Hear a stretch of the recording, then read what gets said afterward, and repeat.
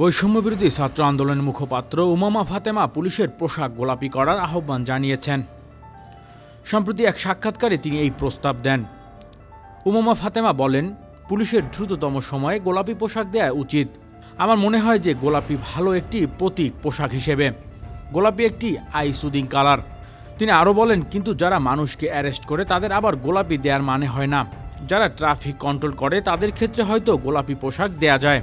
উল্লেখ্য, ছাত্র জনতার অভ্যুত্থানের গত ৫ আগস্ট আওয়ামী লীগ সরকারের পতনের পর পুলিশ বাহিনীর সংস্কারের দাবি ওঠে। একই সঙ্গে পুলিশের পোশাক পরিবর্তন দাবি জানায় অনেকেই। তারই প্রেক্ষাপটে পুলিশ, র্যাব ও আনসার বাহিনীর পোশাক পরিবর্তনের সিদ্ধান্ত নিয়েছে অন্তর্বর্তী সরকার। এই সিদ্ধান্তের পরপরই পুলিশ, র্যাব ও আনসার বাহিনীর নতুন পোশাক নিয়ে সামাজিক যোগাযোগ মাধ্যমে বিরূপ মন্তব্যের ঝড় ওঠে। Desk report, metro TV.